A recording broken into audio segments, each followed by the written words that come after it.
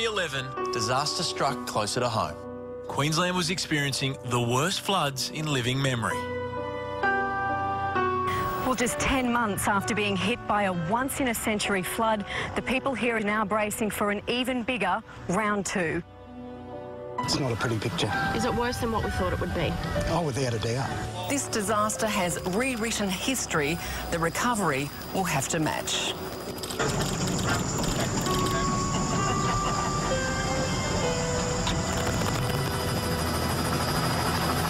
This is a disaster on an unprecedented scale, and it will require an unparalleled rebuilding effort. We have had floods before in Queensland, we've had cyclones before, but we've never had a disaster on the scale of this one. The first 3 months of this year have not been typical. There is no doubt that this year has been really tough. A Category 5 cyclone Yasi smashed into North Queensland at midnight with wind gusts well over 200 kilometres an hour. There's no doubt that we've been king hit by these disasters. Virtually every faith believes in the prophecy of a new age. Jewish people believe in the Messiah. Astrologers call it the age of Aquarius. Cosmologists, well, they call it harmonic convergence. So are all these disasters connected? Well, that depends on who you ask.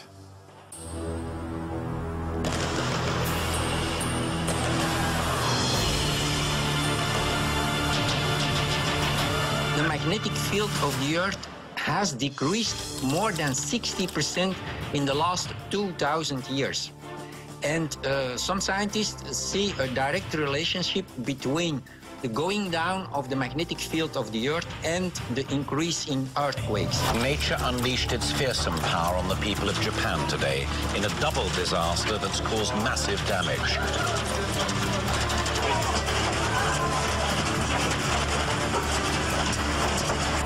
An 8.8 on that coast of Japan inevitably was going to be a very bad earthquake. The ground shook for minutes.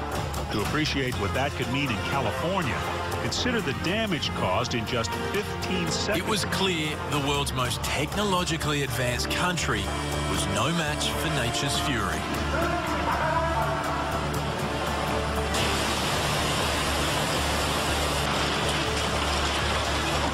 That you wouldn't have thought that a Hollywood scriptwriter could come up with something like this: earthquakes, floods, tsunamis, nuclear fallout, you name it. You know, so we've been thrown at it.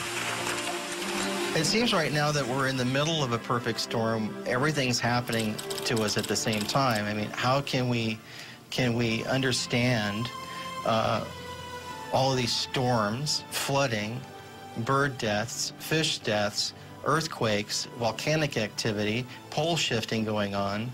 And we know that the Japan earthquake actually tilted the Earth on its axis a little bit.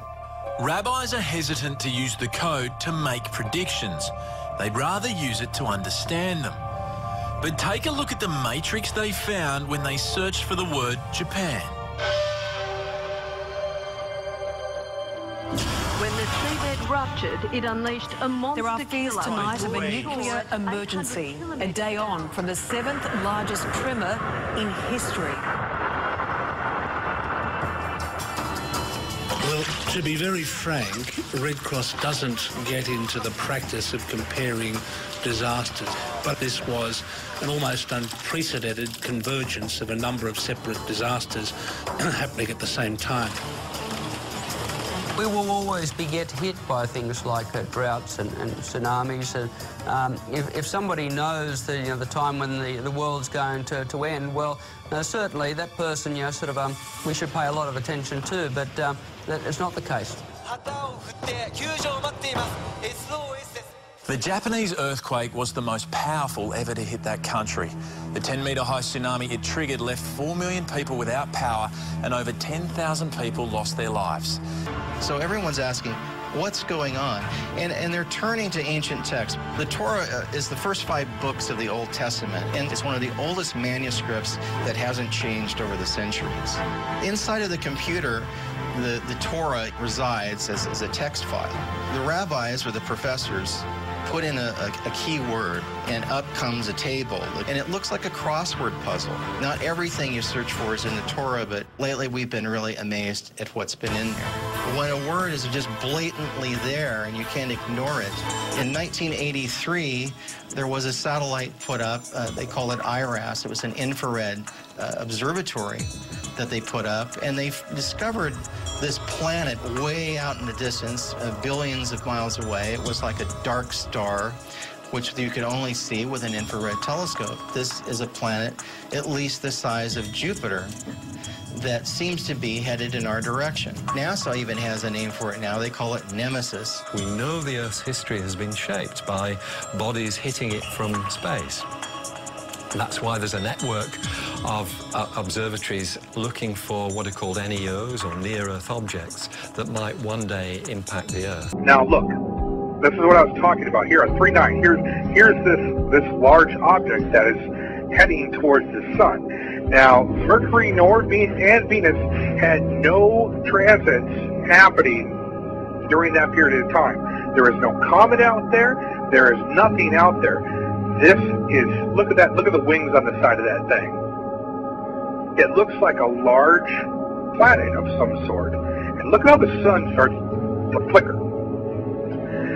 This is after the quake. We're now at 3:14, and look at this. Look at the sun. Look at this thing. This thing is huge. I mean, look at the mass of that compared to, you know, the sun. I mean, think of that. I mean, that is huge. So if that was Mercury or Venus, that wouldn't be that big. And there's a lot of technical difficulties happening with SOHO right now. You know, SOHO actually recently said we're entering eclipse season. You know, I've heard of eclipse season before, but I hadn't heard about it all year long. But here, this is weird. Why look at this. I mean, look at the sun. It literally goes dark. Amazing, absolutely amazing. All right, we're gonna I don't know what's going on here. This is very strange. It's a no-show. There's nothing to worry about some object coming and striking the Earth or damaging us. The lower right-hand corner. See that planet there at the bottom? Okay, that's a planet. Don't know what planet it is, but it's a planet. But also look, as that planet moves right, you start seeing that large mass again. I mean, the solar flares just shot out, so that's not solar flare.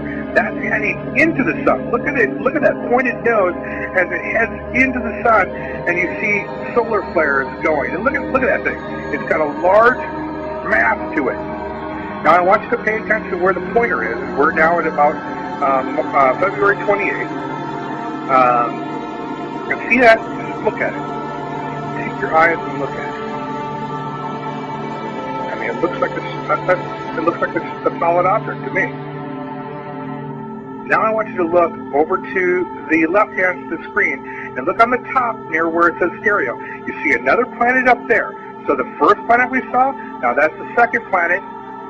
Now we see a third, a fourth, and a fifth. That's 5 planets. Now what do they say about Nibiru? It has 6 planets, ladies and gentlemen, orbiting it. Well, ladies and gentlemen, there's your 6th planet, right there, in the shape of a crucifix. And right as that comes out, I'd like to introduce you, ladies and gentlemen, Nibiru. Right there, shining its light, as light can be, and watch the eye as it comes down. Look at that. Look at that, ladies and gentlemen. It's absolutely amazing. 6 planets orbiting a ringed planet. There's the ring. Look at that. There's the ring. And there, oh, it looks like a tail, looks like some horns. There it is, ladies and gentlemen. The Hopi Prophecy, Blue Star, Planet X, Nibiru. I don't care. You can dislike this all you want. That is it. That is it. Let's take a look. Side-by-side comparison of SOHO. No Venus, no Mercury running through that transit. This is something bigger, something larger, something either unnatural or natural, but it is a planet. And something is in front of it. Something in front of it that looks, if you look over to the right hand of the screen, that thing looks like a ship.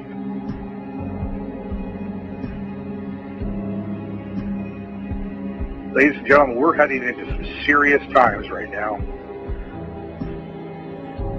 I don't care if you're a believer or not a believer, but something is happening out in space, and the coincidence of all of this with the earthquakes, the nuclear meltdown, UFO sightings in Japan, UFO sightings in Italy, 2 suns, all of this stuff over the last couple months is adding up way too much. Do your own investigations. Take the time to look for yourself. Watch this over and over again. Take your own analysis, but look at the dates, look at the times, look at all of this. A lesser-known theory is a complete reversal of the North and South Poles. Now, astrophysicists know that it has happened before. What they don't know is how to predict the next one, or the impact of it. Some people, however, are concerned about the change in the magnetic polarity, a shift of the North and South Pole, which does take place every few 100,000 years.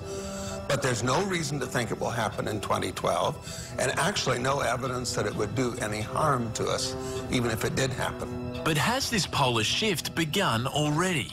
Just when you thought there couldn't be more change going on in the world, it turns out magnetic north is moving. Because of it, some airport runways calibrated by compass are now 3 or 4 degrees off. At Tampa International in Florida, they're going to repaint the numbers on the runway and redesignate it because dead center top of the world, magnetic north on the compass is on the move in a big way. The pole shift, I think, is significant, where the poles are moving rapidly. We're having massive global motion. The scenario I fear the most is what's called a crustal displacement, or a physical pole shift, where the crust of the Earth moves against the interior of the Earth, and that would set off basically everything. Tsunamis, earthquakes, volcanoes, floods, fires. It would be every imaginable cataclysmic event all rolled into one. Throughout March and into April, a series of earthquakes continued to rock the Pacific Ring of Fire. March 17th, California. March 17th, Vanuatu. March 23rd, Burma and Thailand. And on March 25th, Japan is hit again. Meanwhile, thousands of dead fish continue to surface in Florida, Texas, and around the world.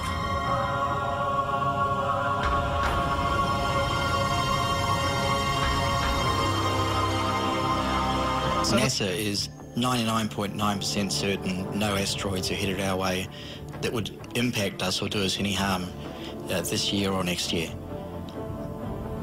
But they very conveniently don't mention comets. A comet could be heading our way and we would not see it yet. A comet is also something that the ancient Mayans could have seen and predicted the return of. So when NASA says everything's fine, well, they're omitting part of the equation. All this 2012 talk is just a hoax. It's a fake. It's nothing you should worry about.